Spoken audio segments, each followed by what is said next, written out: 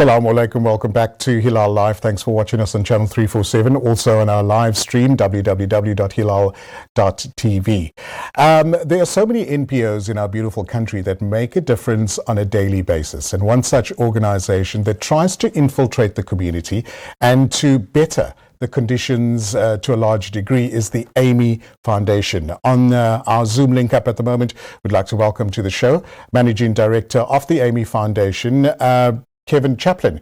Good evening, Kevin, and welcome.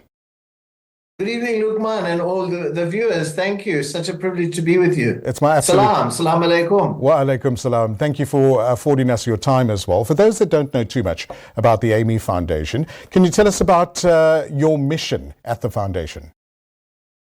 Thank you. So AMY Foundation is a non-profit that works very hard to educate, develop and empower children and youth from challenged and vulnerable communities in Cape Town to give these youngsters the opportunities they would never have, keep them away from all the negative influences in the townships, and ensure that they actually finish grade 12. They want to finish grade 12. They go on and become contributing members of society.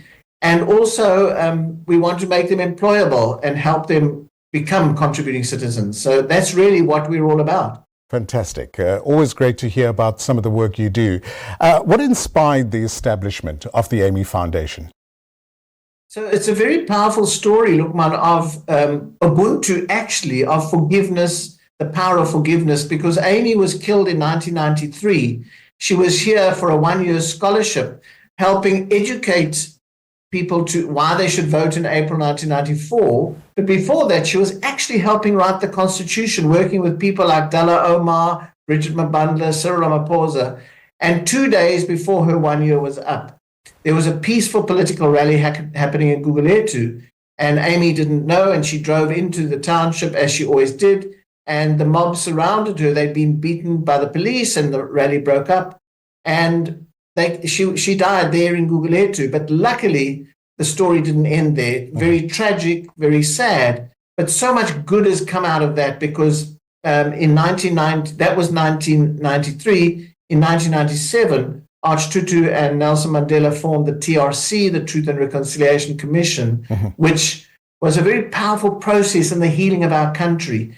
So Amy's parents were asked to come and meet the four boys who were responsible for her death. And when they came, they said, these are just young boys, 18 years old, we forgive them. And they went a step further, the reconciliation part and the restoration. So they asked the government to release them, and they were given amnesty.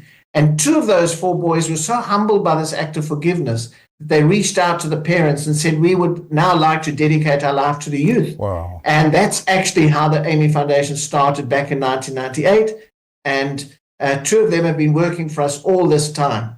Wow, that is a powerful and amazing story. Surely, reconciling from, opportunities and enhancing themselves with opportunities that the AMY Foundation has provided as well. So kudos to you guys, for embracing them in this process. The programs wonderful young men. Alhamdulillah. The programs that you offer at the AMY Foundation, a lot of them are targeting the youth and the development of our youth as well. Tell us more about that. Yes, so 6 of our centers are for 5 to 18-year-olds. Okay. And there these youngsters have a choice of music, drama, dance, sport, literacy, maths, green and environmental. We're not trying to create the most famous musicians or sportsmen, but through these disciplines, we are making sure that these youngsters have an opportunity. And that's for the 5 to 18-year-olds. And then we have a center in Sabram Park in Athlone, Rondebosch East, where we have a youth skills center for 18 to 35-year-olds. And there the youngsters can choose hospitality, sewing and design, beauty and wellness, technical and handyman. And throughout that, there's business etiquette, business ethics, life skills, computers, and then entrepreneurship. So our model is not just training, because at the end of the course, we get them placed in employment. We've got lots of partnerships with corporates and businesses. And then we place them and keep tracking them. And those with the ability for entrepreneurship, we help start new businesses. We make sure that they grow these businesses. And the good news is that we've placed just on 2,000 youngsters in employment to date. Brilliant. And that's across hotels, retail stores, you name it. And then we've started 231 new businesses. And that for me gives me such hope for this country. And when you meet these youngsters, Lukman, they just give you such hope because they really want to perform. They want to do well and do something. Amazing. Wow. That's what it's all about. This, the story of Ubuntu, the sharing in various projects as well. And I would imagine during this process that you would partner with various organizations to assist some of the projects that you undertake. Absolutely. Nothing we achieve anywhere, Lukman, in life is on our own. Mm-hmm. That's what Ubuntu says. We are together. And everything we've achieved is through donors, relationships, partnerships, being able to place students, being able to get coaching and mentoring, and all that. So, it's all about the partnerships. Great. An NPO, an organization that caters to the community, sometimes would find yourselves in various challenges or with various challenges. What are some of those, if you want to highlight, and how do you overcome them?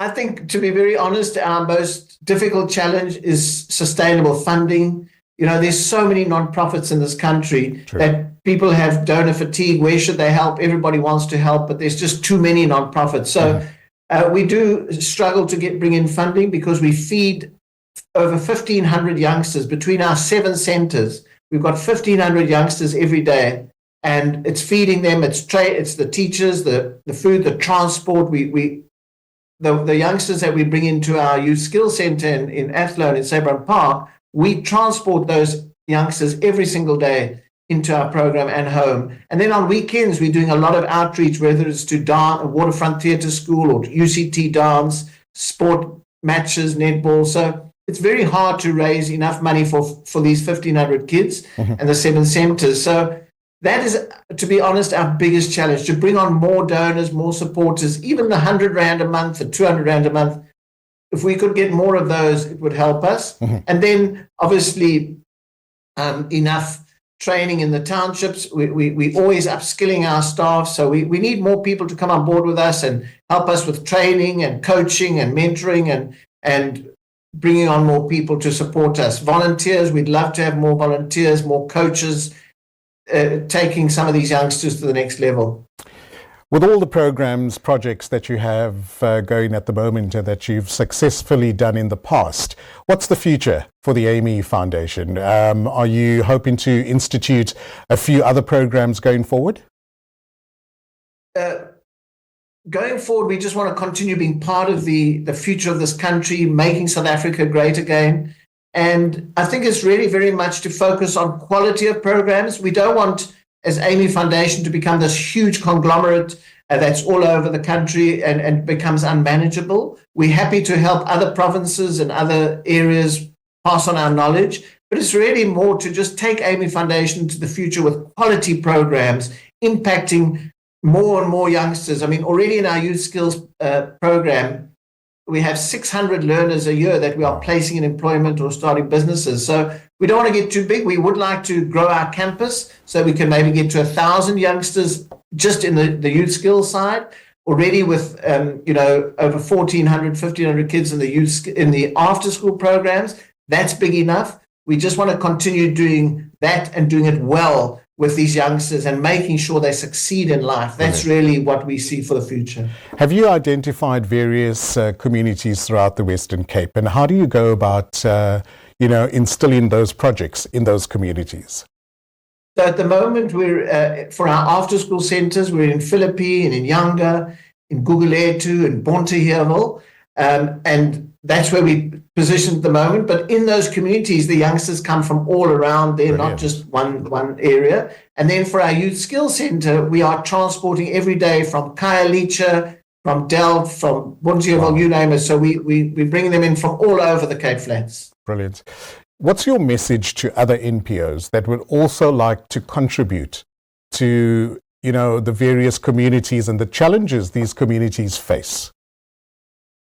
To make sure that you don't try and be too big, that you focus, you make sure you have a sound base. We try and make sure we are transparent and credible so donors can see where the money is going. it's properly spent. Make sure your finances, your accounting records are well maintained, that you plan properly, you have a good solid base, and that you can be dependable and sustainable in those communities. Fantastic. Great advice. What is the best way of our audience watching this interview? How do they learn more about the Amy Foundation? They can email me directly on Kevin, that's easy, Kevin, at Amy Foundation, AMY foundation.co.za. They can also email Michelle, that's EELE, Michelle, ELLE. Shanaz at reception at Amy Foundation. There's a couple of email addresses. Our website, that's easy, www.amyfoundation.co.za. Go onto the website, get in touch with us, phone us on 021 447 1690.